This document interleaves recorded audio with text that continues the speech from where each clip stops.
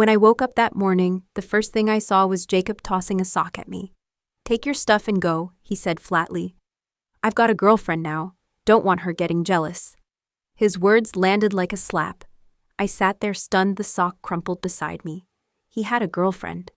Then why had he called me over last night? I asked the question before I could stop myself, voice barely more than a whisper. He gave a lazy smirk, one that tried to play it cool, but couldn't fully mask the indifference. "She's sweet," he said, almost like an excuse. "Too good. I can't touch her." My body ached as I sat up. The sun was already creeping in through the blinds, bathing his room in a pale, unforgiving light. I still had all my clothes on except for the tights I'd worn the night before. They lay torn on the floor, ripped beyond repair. I peeled them off carefully and got up to leave, but Jacob wasn't finished. He scooped the destroyed tights off the floor, balled them up, and tossed them right back at me. "Take your stuff," he repeated with a casual shrug. "Don't leave it here. I've got a girlfriend now." My throat tightened, but I asked anyway, needing to hear it again. "If you're seeing someone, why did you call me?" The sunlight hit one side of his face just right, highlighting the shadow under his eyes. He looked tired. Or maybe just done with me. "I told you. She's too sweet." I couldn't bring myself to touch her. His words made my stomach twist. I didn't know whether to be flattered or ashamed. Before I could move, he wrapped his arms around me from behind, pressing his face into my shoulder, voice thick with the lingering haze of satisfaction. "Come again tomorrow night," he murmured. Yeah, it wasn't a request. It was a habit, a routine, one I had willingly become part of. That night, Jacob brought his new girlfriend to dinner with friends. Her name was Lauren. She wore a white spaghetti strap dress and leaned into him like they were made for each other. Jacob smiled with his eyes nearly shut, laughing louder than usual as he declared, "This is Lauren, everyone. My girlfriend. Call her sister-in-law from now on." There was a brief, awkward pause. I could feel every pair of eyes shift toward me. Everyone knew how long I'd been by Jacob's side. Through every girlfriend, every wild phase, every heartbreak, I was the one who stayed. I'd always assumed that someday when he finally grew out of his chaos, he'd come back to me. That maybe I'd been his constant for a reason. But now here she was tucked into his side, like she belonged there, and he looked happy. The silence didn't last long. People started cracking jokes, trying to break the tension. "She's beautiful, Jacob. Where'd you find this one? Not fair, man, hiding her from us this whole time. She looks so sweet. Better not scare her off." Lauren blushed and buried her face against his chest, her shyness almost performative. Compared to Jacob's past girlfriends, tall, glamorous, some nearly model-level stunning, Lauren seemed ordinary, soft, innocent.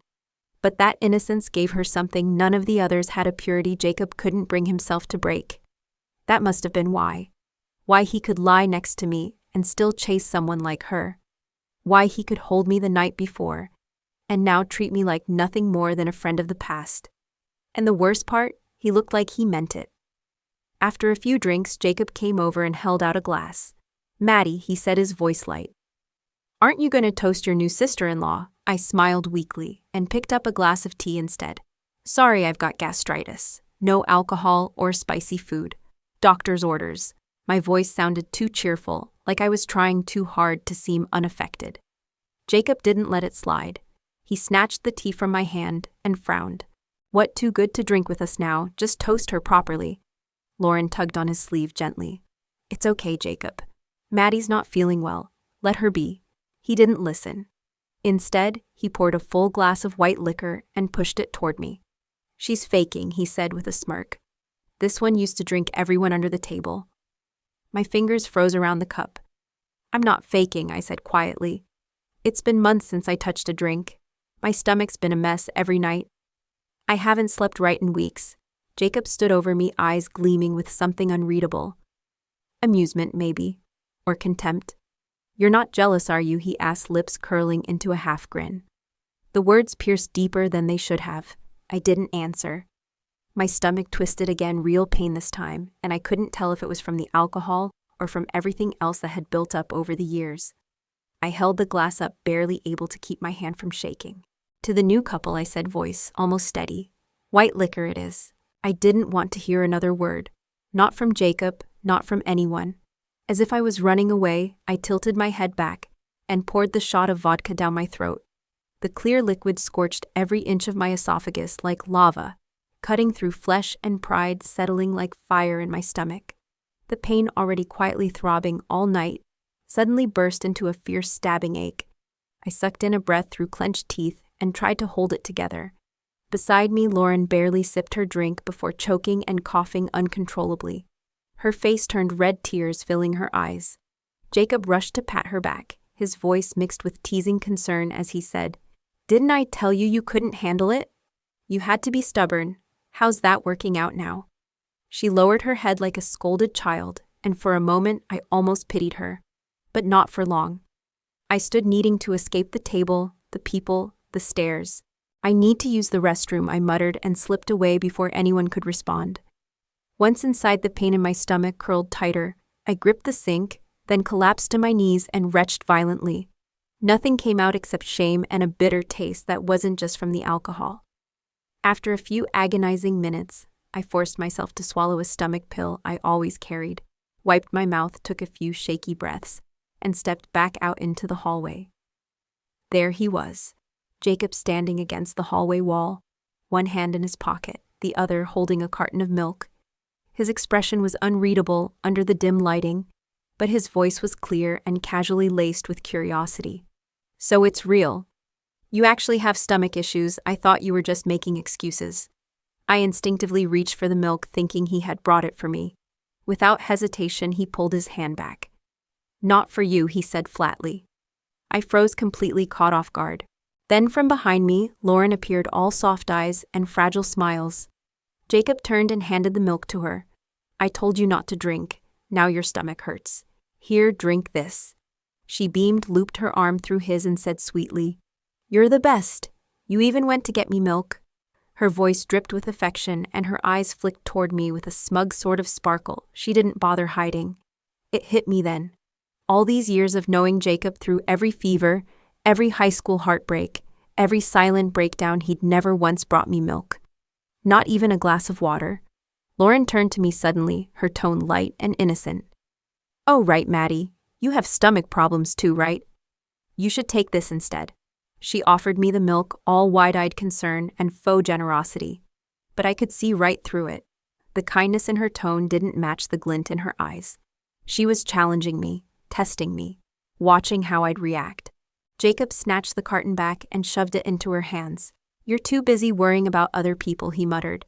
Then he shot me a glance, one that felt colder than the rain starting to fall outside. I forced a smile, raised my hand in dismissal. "I'm good.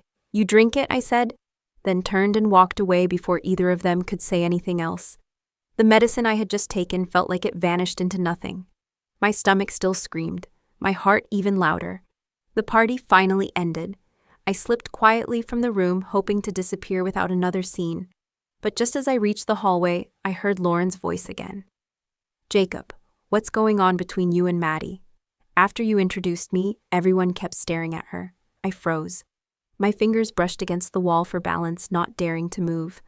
I turned slightly, just enough to see her looking up at him, eyebrows furrowed, voice trembling with uncertainty. Jacob sighed, ran a hand through her hair. "There's nothing between us," he said. "If I liked her, don't you think I would have been with her already? Why would I be here with you?" Her shoulders slumped. But she didn't back off. "But I heard you two have been close for years. Wasn't she always the one by your side? She hasn't dated anyone in years. Maybe she's waiting for you." Jacob pulled her close, resting his chin gently against her head. "I don't know why she's single, but I do know this. You're the one I'm with now. If it makes you uncomfortable, I'll keep my distance from her." Finally, Lauren smiled, wrapping her arms around him like a girl who had just claimed her trophy. Outside, the rain had picked up. Traffic lights blurred through the downpour, casting the street in shifting hues of red and green. My stomach twisted worse than ever. I needed a hospital fast, but I had been drinking and I couldn't drive. I tried hailing a ride, but nothing came. The rain, my pain, everything blurred. Cold sweat began to beat on my forehead. I was losing strength. My body was folding in on itself. Then a voice. "Maddie." "Where are you going?" It was Lauren again. She had followed me. Her tone laced with something between concern and curiosity. I didn't want to deal with her anymore. She had every right to feel threatened. After all, Jacob was her boyfriend now. Her questioning made sense, even if it hurt. "I'm going to the hospital," I whispered. Jacob started to say something, but Lauren cut him off, her tone syrupy with regret. "Oh no. We were actually about to head somewhere. I would have offered to take you, but it's totally out of the way." She smiled, almost apologetic. "Sorry." Jacob clenched his jaw, but said nothing. He took Lauren's hand, opened an umbrella over her, and walked away into the rain. She turned back, waved sweetly.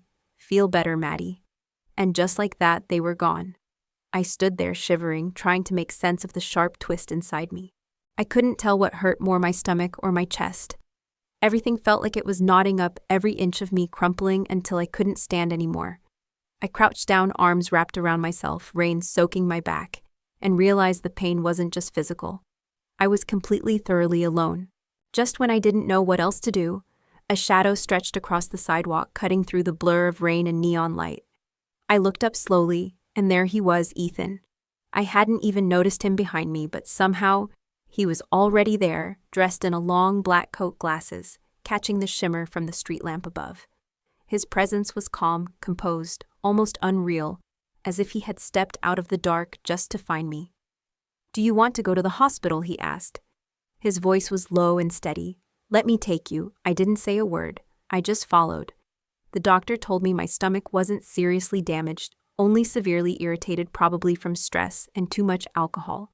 He handed me a few packs of antacid and painkillers and told me to go home and rest. When I stepped out of the examination room, Ethan was still there, waiting in the hallway. He hadn't left. Next to him, leaning against the wall, was a sleek black Bentley umbrella, unopened. The harsh fluorescent lights from the hospital ceiling hit the bridge of his nose just right, casting soft shadows over his features. There was something almost cinematic about the way he stood there, unreadable, yet warm, untouched, yet somehow still familiar. Girls walked by and stole glances. Some blushed. One even tried to sneak a photo while he wasn't looking. I couldn't blame them. Ethan had that kind of face, the kind that wasn't loud or aggressive like Jacob's, but quiet, cold, even a little intimidating. It made people pause, made them wonder. Unlike Jacob's easy, dangerous charm, Ethan's beauty felt out of reach, too perfect, too distant. I blinked, trying to process everything, and then asked the most ridiculous question. "You didn't leave?" He looked at me, then reached into his coat pocket like it was a magic trick, and pulled out a warm bottle. This time, I hesitated. "Is that for me?" I asked quietly. Ethan nodded. Only then did I reach out and take it.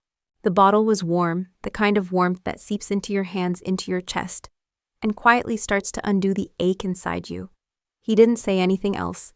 Just opened the umbrella, walked me to his car, and told me he'd take me home. I sat in the passenger seat, my hands wrapped tightly around the bottle, holding onto the heat like it was the last bit of kindness I could touch. The warmth soaked through my fingers and down to the sharp twist in my stomach, slowly easing it. "Thank you," I whispered, not really knowing if he even heard me. Ethan wasn't just anyone. He was Jacob's best friend, his old college roommate, his business partner. They had built a company together after graduation. I'd met most of Jacob's friends over the years and always gotten along with them. But Ethan was different. He was never rude, never impolite, but always distant. I never even had his number, never added him on social media. Every time we met, it was all nods and short greetings. I figured he didn't like me, or worse, saw me as another one of Jacob's flings. Yet here he was, driving me to the hospital, waiting in the cold, handing me warm drinks in the middle of the night. The ride was quiet, not awkward, just unfamiliar. We didn't talk. Maybe because we didn't know each other well, or maybe because Ethan wasn't someone who filled silence just for the sake of it. I didn't mind. His quiet felt safe. When we finally reached my place, I got out and turned to him. "Thank you again, really. Let me take you to dinner sometime." I meant it as a polite gesture, something you say to someone who helped you out of kindness. I didn't expect him to care or remember, but he looked at me directly and asked when his tone wasn't teasing. He was serious. I blinked.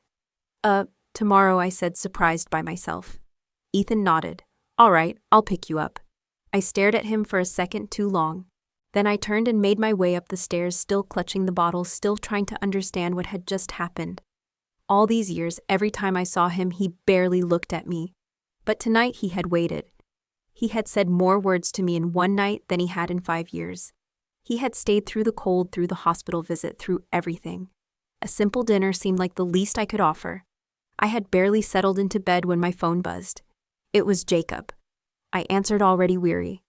"Why didn't you answer my message?" he said. His voice was tight, impatient. I glanced at my phone screen. He had texted me earlier, but I hadn't checked. "I just got back. I was at the hospital." "You should have called me," he said quickly. "I could have driven you." "No need," I replied. "Ethan already did." There was a pause. A long one. Then Jacob spoke again, slower now. "Ethan, he took you." "Yes," I said, not bothering to explain. The silence between us stretched again, filled only by the faint sound of rain tapping on my window. Finally, Jacob sighed. "There's something I need to tell you," he said. "Go ahead. Lauren knows. About us. About the past." His voice dropped lower. "She's jealous. She's worried about you. It might be best if you started seeing someone. You're not a kid anymore. If there's no one in your life, I can introduce you to someone. Just so she stops worrying, so things don't get messy." His words hit harder than they should have. I didn't say anything. The rain was still falling. The room was cold. And suddenly I understood what people meant when they said your stomach feels your emotions before your heart can even catch up. I felt nauseous again, maybe from the hot drink earlier, maybe from something else, but it passed quickly. Jacob was still talking on the phone, probably trying to persuade me, thinking I wouldn't agree with whatever he was suggesting. I cut him off. "It's fine. Don't push it, Jacob." He paused. "What did you say?" I walked over to the window. Downstairs, under the rain-drenched night sky, Carter's black Bentley was still parked. The headlights sliced through the drizzle, lighting up each drop like floating glass. I said, "I think Carter's a good guy. He's single, right? We're having dinner tomorrow. Can you send me his WeChat?" Jacob didn't say anything for a long while. When he finally did, his voice felt off. Maybe I imagined it, but there was something dark in his tone. "Sure," he said quietly. My relationship with Jacob was complicated in a way that was hard to explain. We grew up together next door to each other for most of our childhood. His parents had a nasty divorce when he was little, and he ended up living with his grandmother for a while, who just so happened to live next to my family. That's how we met. If it weren't for that twist of fate, our paths probably never would have crossed. We were so different. His dad was the wealthiest man in town, and my parents sold fruit at the local farmer's market. Still, from the moment we met, I followed him like a shadow. I took care of him like a little wife, fussed over him like a mother, and for the longest time I thought that devotion meant something. He wasn't cruel to me. In fact, he paid for my private school tuition so we could study together, and once when some girls in our class cornered me in the bathroom to pick a fight, he stood up for me like it was the most natural thing in the world. I'll never forget that day in 10th grade, when I turned down a guy from school who didn't take rejection well. He was from a well-off family and arrogant as hell. When I told him I wasn't interested, he laughed in my face and sneered, "You act so pure, Maddie, but your parents sell fruit in the market. You think you're too good for me?" He tried to drag me to a hotel, and I fought, but he was stronger. I thought I was about to be swallowed whole by fear, when out of nowhere, Jacob appeared like a hurricane. He punched the guy so hard he hit the pavement, and then without a word, Jacob climbed on top of him and kept punching. Over and over. His eyes were wild, furious, like he wasn't just hitting him, he was trying to erase him. It took 3 people to pull Jacob off. The guy had blood on his face and lost 2 teeth. The next day, his parents came to the school demanding Jacob be expelled, but Jacob's family influence was enough to keep that from happening. Eventually, after some negotiation, they settled on Jacob issuing a public apology, which he gave with that same arrogant smirk. He deserved it, Jacob had said under his breath. "Next time I see him, I'll do it again." That moment, that insane, reckless moment when he defended me without hesitation, is something I've never been able to forget. Over the years, I've tried to pinpoint the exact moment I fell in love with him. Maybe it was that time under the sunset when he wiped the tears from my face with a rough thumb and grumbled, "You're so stupid. Why didn't you just tell me?" Like he hated seeing me cry, but didn't know how to comfort me. I watched girl after girl cycle in and out of his life. Homecoming Queens Department, beauties, influencers with perfect bodies and fake smiles. None of them ever lasted. 3 months was the longest. And every time he broke up, he'd show up in my life again, like nothing happened. Like I'd just been on pause waiting for him to remember I existed. I hated myself for letting it happen. I told myself to stop being the girl who waited in the shadows. But when he looked at me, really looked at me, my resolve melted. Everything shifted the night I brought him home drunk. He was sprawled out on the couch, his long legs stretched out, one knee bent, his shirt half unbuttoned. I was about to leave when he reached out and grabbed my wrist, his grip tight like he was afraid I'd disappear. His voice was low and hoarse, his eyes heavy with something I couldn't quite name. "Don't go," he whispered. And even though I knew I should have walked away, I didn't. Jacob tightened his grip so suddenly that I stumbled forward and fell against his chest. Before I could react, he wrapped an arm around my waist and held me tightly against him. His movement was forceful, almost desperate, leaving me no space to resist. But despite the strength of his body, his face and voice held a strange fragility, a kind of vulnerability I had never seen in him before. His forehead rested against my collarbone as he murmured in a drunken haze, "Stay with me." The man I had loved for what felt like a lifetime was finally holding me, finally asking me to stay. Every last thread of rationality snapped inside me. What followed was messy and fast and blurred with emotion. When I woke the next morning, aching and exhausted, I saw Jacob sitting by the window, fully dressed, cigarette smoke curling around him like a barrier. My heart thudded with uncertainty, but a quiet hope stirred in me. Maybe last night meant something. Maybe we had finally crossed into something real. I wanted to ask him what we were now. I opened my mouth to speak, but before I could, he turned around and the passion from last night had vanished completely from his expression. His eyes were cold, detached. "Sorry, Maddie," he said. "I was drunk. I had too much to drink. That was it. That was all I got. Just a careless excuse for something that had meant everything to me." I should have screamed at him, slapped him, called him every name in the book. But all I did was sit there frozen, pulling the blanket over my bare chest, trying to fake a smile. "Yeah, same here," I whispered. After that, Jacob started coming to me more often. It was hard to turn him away. Friends told me I was pathetic, said I had no self-respect, that a girl who chased love this blindly would never find happiness. But they didn't know. They didn't know that I had loved him since we were kids, since before I even knew what love was. I clung to the hope that someday he'd stop playing, stop running, and realize I'd been there all along. Looking back, I was a fool, completely and utterly blind. A long time passed before Jacob finally sent me Carter's contact. I sent a short thank you, but Jacob never replied. When I saw Carter's profile picture was a cream-colored kitten curled up in a teacup, I was caught off guard. It didn't fit his cold, distant image at all. Requesting Carter's contact had been a heat-of-the-moment reaction to Jacob's suggestion, but now that I had it, I didn't want to back out. So I sent the friend request. To my surprise, Carter accepted immediately.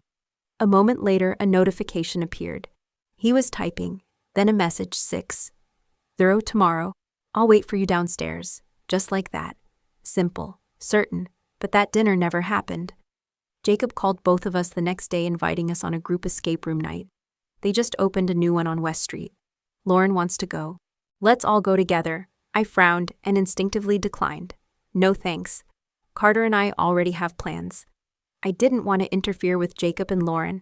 Even if I still had feelings for him, I wasn't some shameless girl trying to wedge herself into someone else's relationship. But Jacob replied smoothly, "Everyone else canceled. Just the 3 of us now." Carter already said yes. That stopped me cold. Carter agreed. After all that planning, I hesitated but said yes. Minutes later, my phone rang again. It was Carter. So he said flatly, "You agreed to go with them."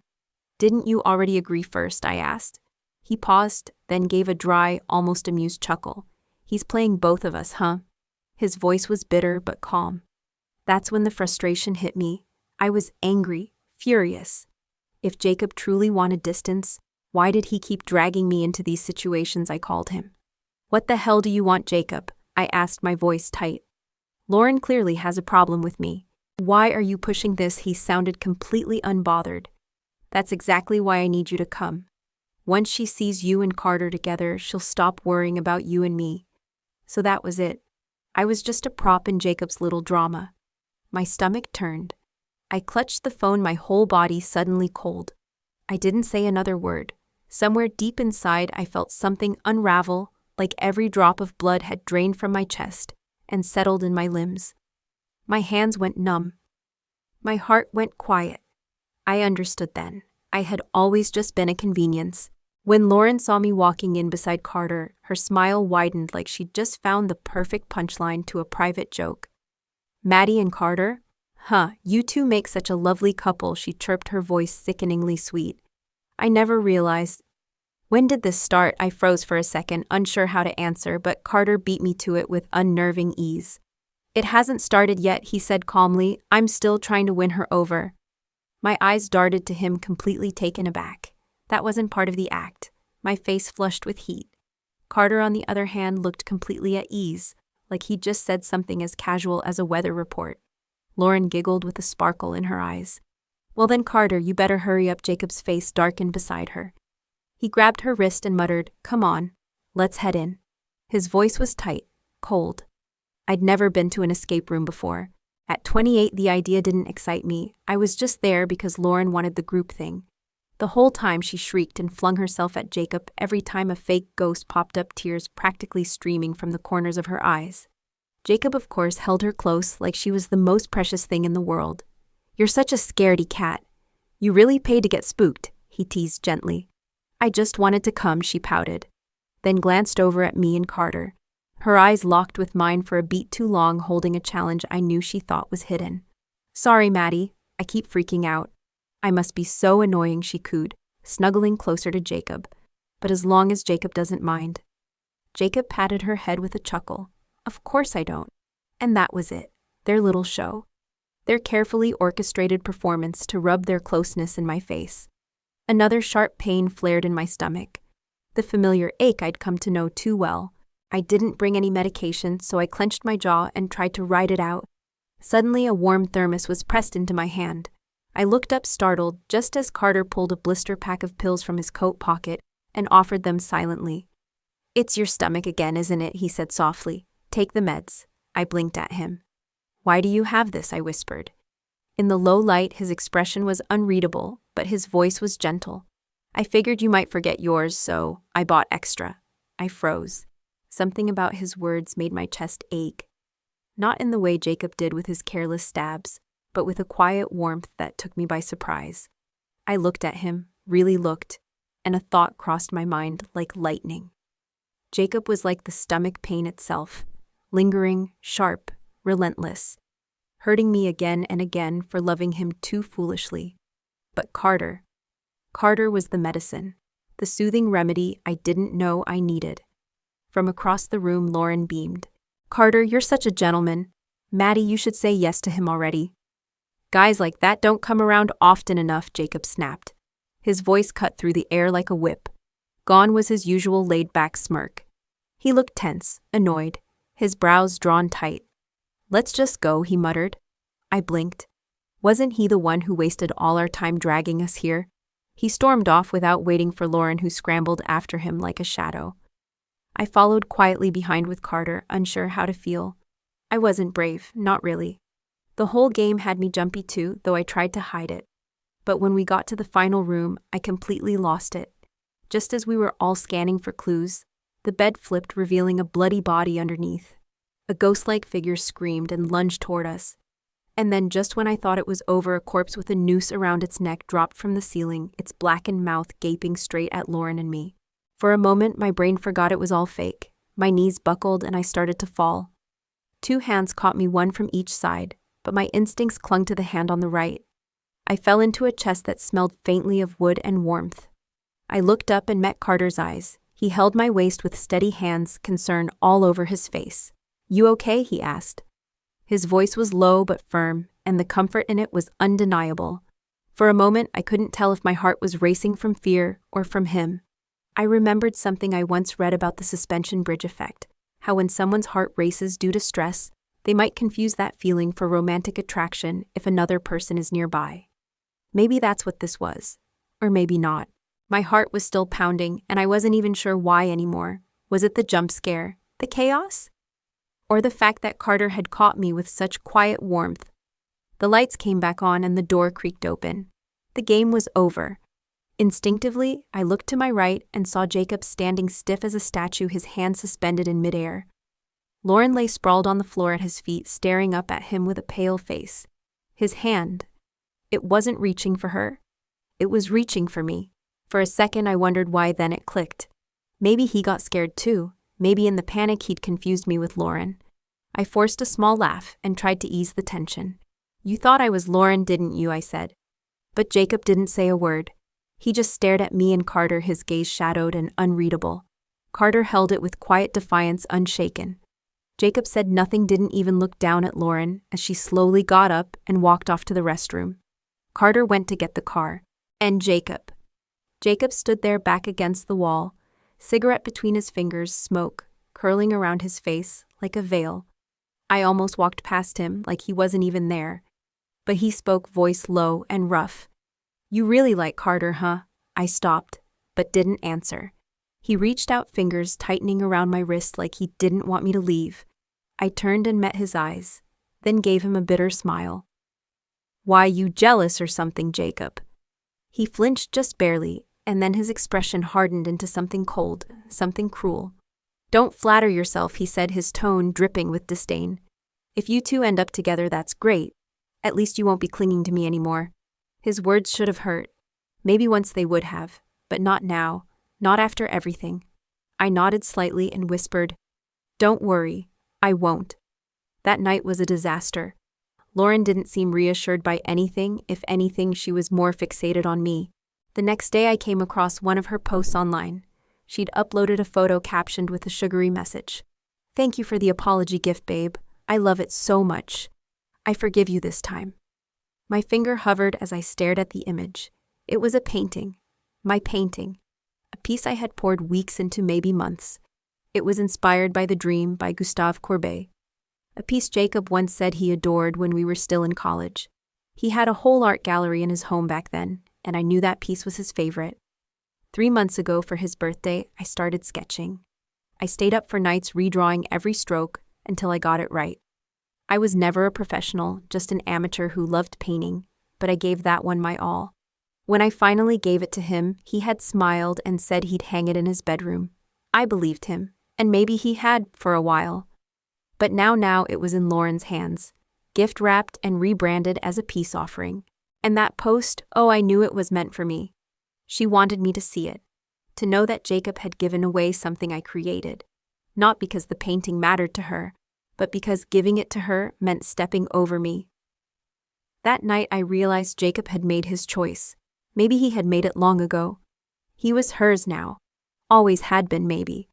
And if he could give away that painting so easily, then there was nothing left to hold on to. We didn't speak after that. He didn't call. I didn't text.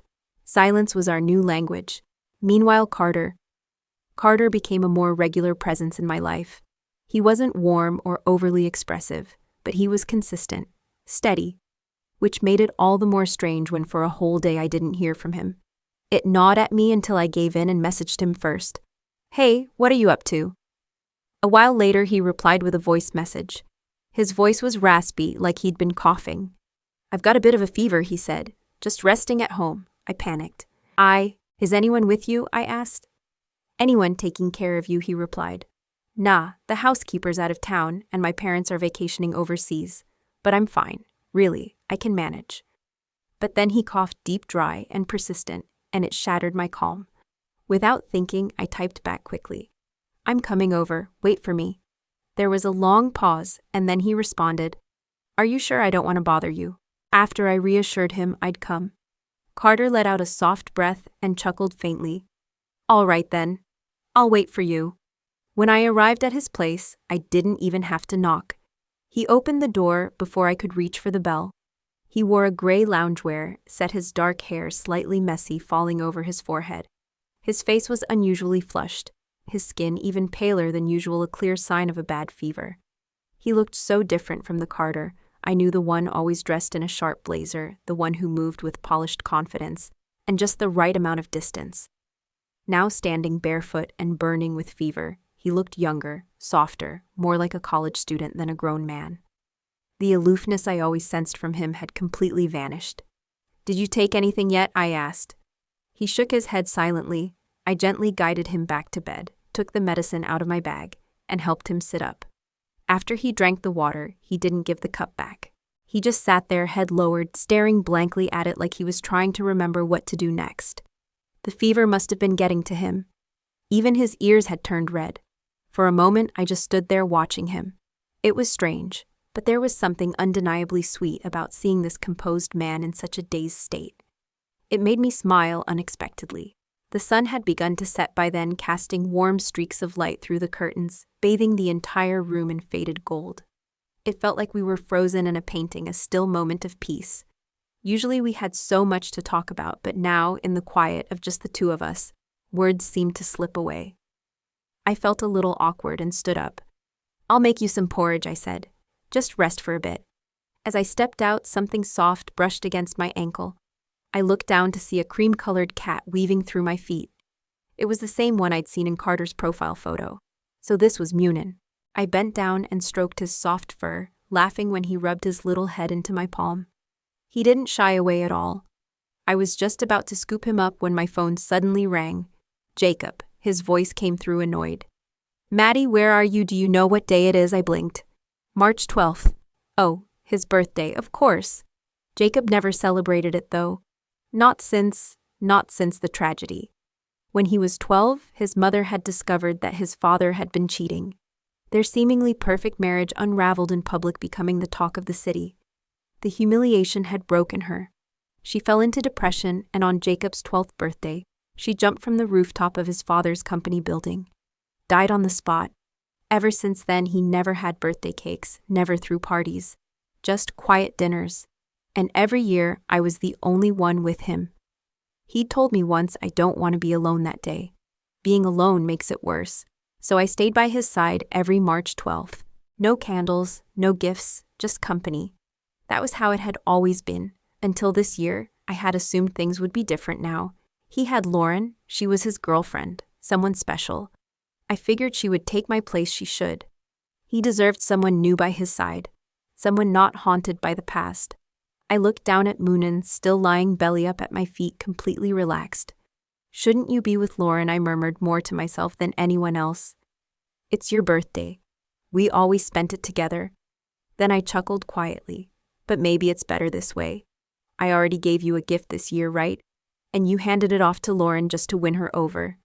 My tone wasn't angry, just tired. There was silence on the line. I continued petting the cat and said, "You're right, Jacob. No matter how close we were. You have a girlfriend now. We need boundaries." I took a breath and added, "Let's stop calling each other so often." His voice dropped slightly, almost sulky. "So you really don't want to be with me anymore, huh?" Then, as if realizing how pathetic that sounded, he sighed and softened his tone. "Maddie, you've always been there with me on my birthday. If we're going to start keeping distance, can you at least give me some time to get used to it?" He sounded so human in that moment, so unlike the guarded, cold Jacob I'd come to know in recent months. It tugged at something inside me. I didn't know what to say. I hesitated. His voice on the phone had already softened me, but now hearing Carter speak in that weak, raspy tone beside me made my chest tighten. "You're leaving?" he asked, standing there barefoot on the cold floor, looking completely flushed. His eyes were slightly red from fever, but he still forced a smile. "Today's Jacob's birthday, right?" He looked down. His long lashes cast shadows on his cheeks, and his whole face seemed weighed down by something more than just a fever. "You should go to him," he whispered. "I'll be fine." He said he'd be fine, but he could barely keep his balance, leaning heavily on the wall for support. Without thinking, I rushed to hold him up. "Carter, are you okay? You said you were going to rest. Why are you out of bed?" from the other end of the line. Jacob's voice cut in sharp and cold. "You're with Carter, aren't you?" I didn't have the energy to explain or argue anymore. "Yes," I said plainly. "I can't come tonight. Go find Lauren." I hung up before he could say anything else.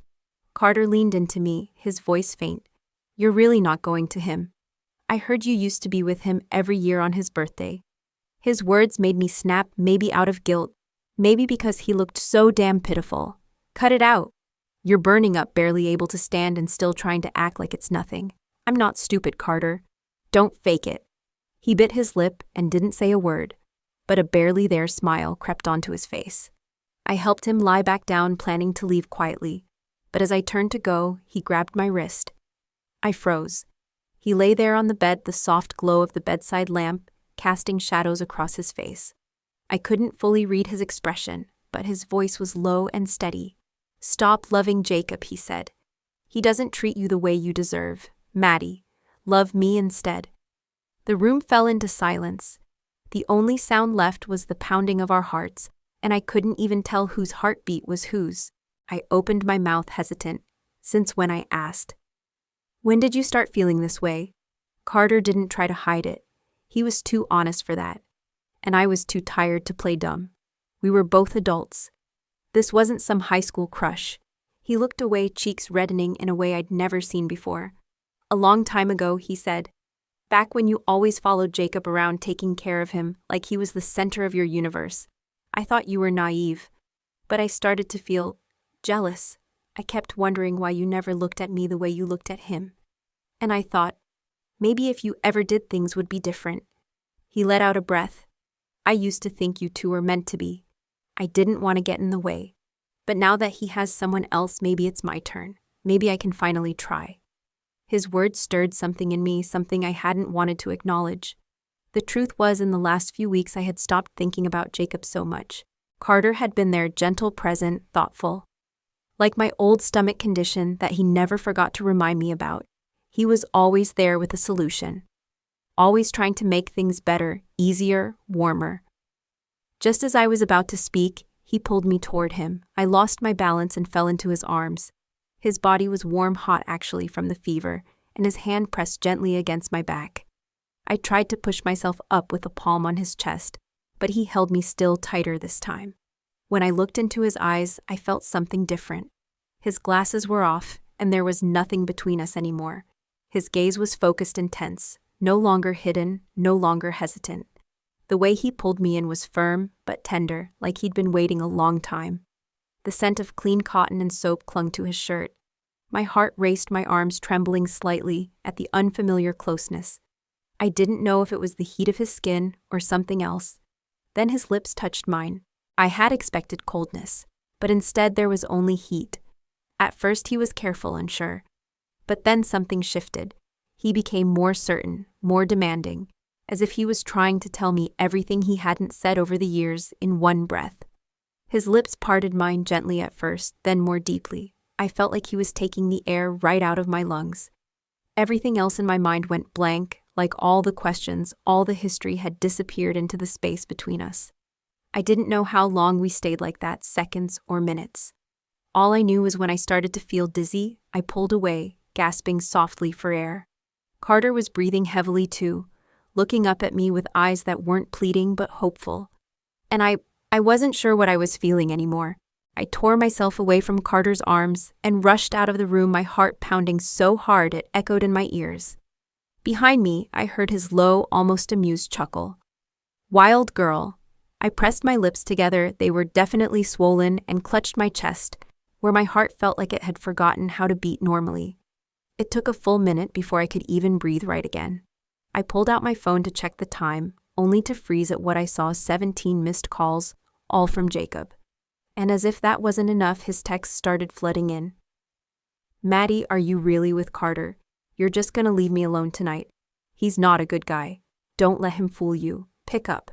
Please, I feel awful. Come to me, just this once. All the guilt and confusion I'd just escaped from suddenly started creeping back in. The good mood I'd had spending time with Carter evaporated, replaced by this tight, familiar frustration. But this time, I didn't cave. My thumb hovered for a second before I blocked Jacob's number without hesitation. It should have ended long ago, and I had finally found the strength to do what I should have months before. But before I could even take a breath of relief, my phone rang again. This time, it was one of Jacob's friends. His voice panicked. Maddie, Jacob's been in a car accident. He's in the ER at Central General. Please come now. My stomach dropped. Is it serious? I asked, already grabbing my bag. Yeah. He's hurt pretty bad. Lots of bruises, maybe more, but he won't let the doctors examine him properly. He just keeps asking for you." My heart clenched. I didn't even think twice, I rushed straight to the hospital. When I arrived, I found Jacob slumped in a chair, clothes stained with blood eyes, closed tight in pain. Lauren was beside him, pale as a ghost, clearly shaken. His friends were hovering anxiously until they saw me. One of them called out, "She's here. Maddie's here." Jacob stirred at the sound. His eyes fluttered open, glassy from alcohol and shock. And when they landed on me, something like relief and sadness flashed across his face. "You came?" he murmured, voice broken and slurred. He reached out, fingers trembling as they found my wrist. "You didn't come earlier. It hurt. I thought—" "You didn't care anymore," his words slurred into a messy tangle of guilt and longing. Lauren looked like she was about to cry from frustration. She stepped forward, trying to help him up. "Let's get you checked, Jacob." "This isn't the time," but he pulled away from her, shaking his head. "Don't touch me," he muttered, then pressed his forehead to the back of my hand. "Maddie, why didn't you come to me tonight? Do you really not love me anymore?" The room fell into an uncomfortable silence. I pulled my hand back gently and turned to one of his friends. "What exactly happened?" He sighed, rubbing the back of his neck. "He got drunk, said he needed to see you. We tried to stop him, but he bolted. Some car clipped him while he was crossing the street. He wouldn't go to the hospital, just kept asking for you. So we checked his emergency contact and called the number. It was yours. That hit me harder than I expected. His emergency contact was still me. Back when his mother died, Jacob had cut off almost all contact with his father. He built everything he had from the ground up alone. I remember the day he wrote my number down as his emergency contact. He was so proud, grinning like a kid. "Guess my life's in your hands now," he'd joked. And now, here we were. I had blocked that number not 30 minutes ago, and this whole time he'd been trying to reach me.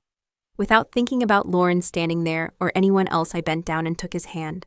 "Come on, we need to get you checked out." He looked up at me with glassy eyes, his face softening.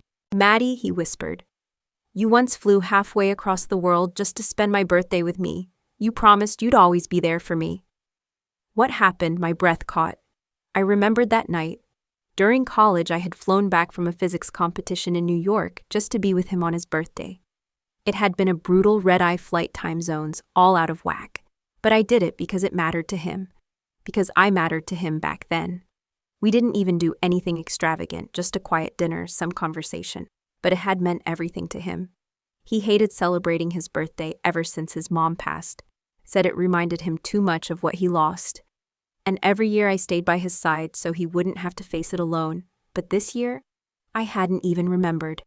And even now, I could see that the person he was reaching for in the middle of his pain wasn't Lauren. It was still me, always me, no matter what happened between us. By the time I made it home that night, it was already past 10 p.m. I was out of breath as I turned my key and pushed open the door. Jacob took his sweet time answering, and when the door finally creaked open, it was like stepping into a memory I didn't want to relive. The living room was dark, cluttered with empty beer bottles and the stench of alcohol. He sat alone in the shadows, shoulders hunched, eyes bloodshot and hollow. I didn't say a word. I just ran to him and wrapped my arms around him like if I didn't hold him tight enough, he might disappear. After what felt like forever, his arms slowly came up around me. His voice was hoarse, almost broken. "I thought you weren't coming back to me." And right then, tears welled up in my eyes without warning. I choked out the words, "I'll always be here for you." He held me tighter, as if trying to press my soul into his own. In that moment, I thought we were inseparable, that our pain connected us deeper than anything ever could. I was so foolish, so naive. I really believed we needed each other, that we would end up together no matter what. But time has a way of showing you the cracks in the picture. Maybe Jacob never changed. Maybe I was just too blind to see who he really was. He looked up at me, then voice thick with bitterness. "So, no birthday gift this year, huh? I guess you were too busy taking care of Carter to remember." I couldn't stop myself, I scoffed. "Do you still need my gifts, Jacob? To give to other women like you did with that painting?" He blinked, caught off guard, his mouth opening as if to respond, but no words came. The guilt was all over his face. I spoke again, my voice dry and tired. "You already have someone else. Let's stop making this harder than it needs to be." We can end this quietly, respectfully. He leaned against the wall and pushed himself up. What if I break up with Lauren? Lauren, who had just walked in, couldn't take it anymore. She threw her purse on the ground and screamed, tears brimming in her eyes. Jacob. You're unbelievable. She grabbed his wrist, forcing him to look at her. Since the moment we met today, you've only been calling Maddie's name. I'm the one who's supposed to be your girlfriend. Jacob shoved her hand away. I don't want to be with you anymore. Lauren lost control. She lunged at me, arm raised like she was going to slap me. You're disgusting, Maddie. You know he has a girlfriend and still hang all over him. I caught her wrist midair and looked her dead in the eye. You've got it backwards. When did I ever cling to him? He's the one who can't let go of me. The room erupted into chaos. Jacob was drunk, swaying on his feet, and then he shoved Lauren hard, pushing her aside. His eyes found mine, pleading. Can we just go back to the way things were, just us? Forget Lauren, forget Carter. He stopped talking mid-sentence, staring at my mouth. His expression darkened as something flickered in his eyes. What did you two do? He asked, voice low and furious. I touched my lips and realized they were still slightly swollen. Damn, Carter. That one kiss really did leave a mark. Jacob's jaw clenched. You kissed him, didn't you? I didn't even get a chance to respond. He slammed me against the wall, grabbing both my wrists above my head. His breath was ragged and his eyes were burning. So you kissed him. Fine. Then I'll erase him. Before I could process what was happening, Jacob's lips crashed onto mine. It wasn't gentle, wasn't romantic. It was desperate, angry, a punishment disguised as passion. His grip was crushing, and his mouth tasted like blood and fury. It was nothing like I'd ever imagined, not a first kiss, not even close. It was filled with rage, not love. Lauren burst into tears and fled from the apartment. I found my strength and shoved Jacob off me. My hand flew before I even thought about it. Smack. The sound of my slap echoed across the room. Under the harsh ceiling light, Jacob stood frozen, stunned. His eyes were wide with pain, like a child who didn't understand why he'd been hurt. I wiped my mouth furiously, trying to erase the feeling of him.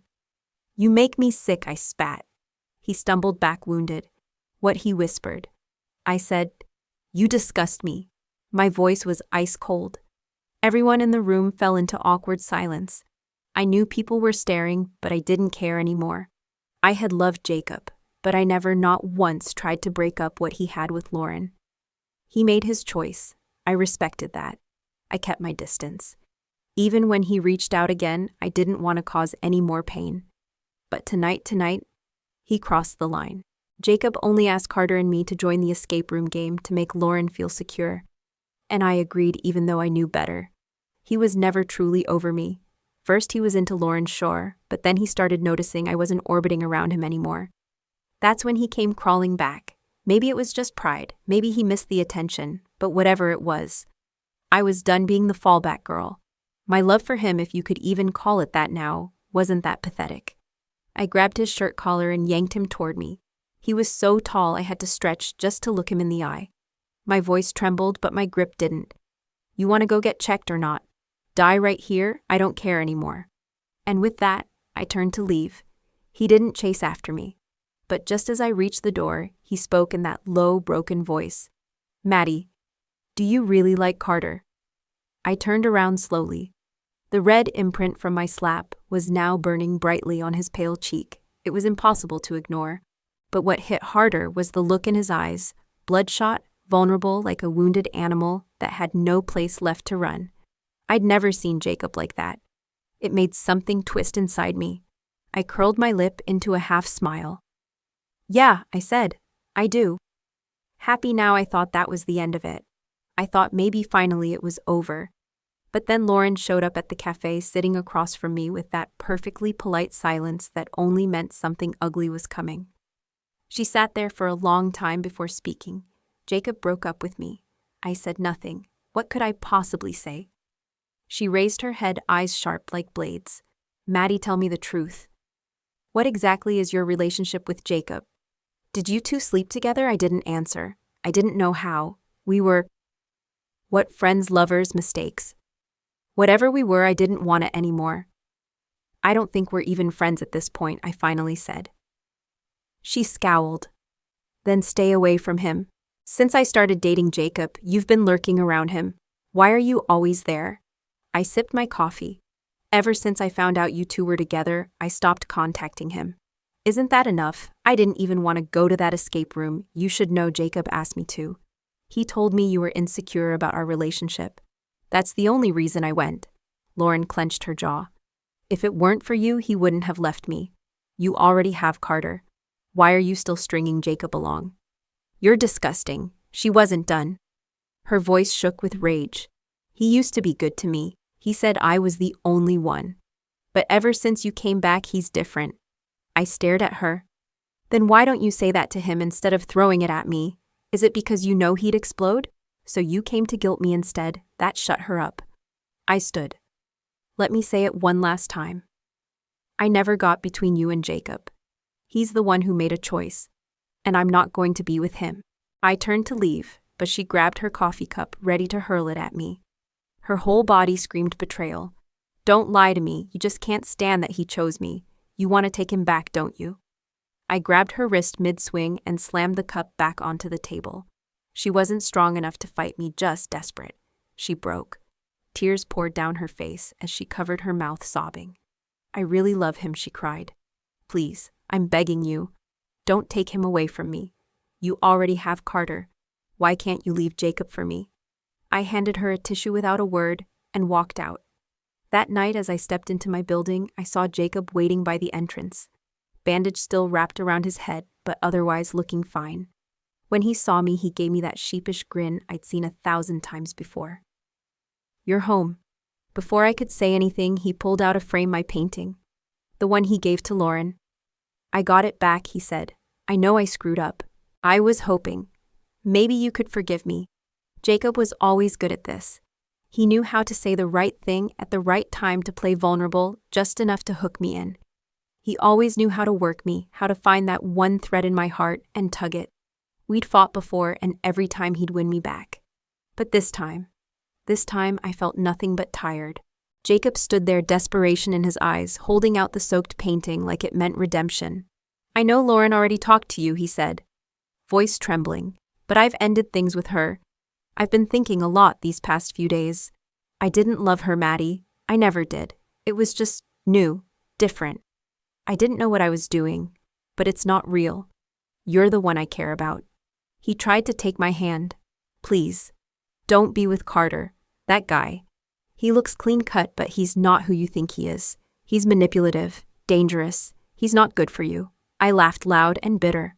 Weren't you the one who told me to find someone else? Jacob blinked, caught off guard, then scrambled for words. I only said that because Lauren was jealous. But she's gone now. I broke it off. So now, you don't need anyone else. We can go back to how it used to be. Just you and me. No. The word came out sharp. I snatched the painting from his hands and hurled it with all my strength. It flew across the courtyard and landed with a splash into the condo's massive decorative fountain. I knew instantly it was a dumb move, technically littering, but rage had overpowered reason, and for once I didn't care. I couldn't believe his audacity. How could he hurt me again and again and still think I'd come back as if nothing ever happened? Maybe if Carter hadn't come into my life, I'd still be stuck in that endless back and forth with Jacob. But sometimes what really breaks you is not the pain, it's the moment you finally feel kindness. Carter showed me that. He made me feel seen, cared for, without expectations. And once I'd tasted that kind of gentleness, there was no going back. I don't want it, I said. Not the painting, not you. I turned away. Behind me, I heard gasps from people nearby.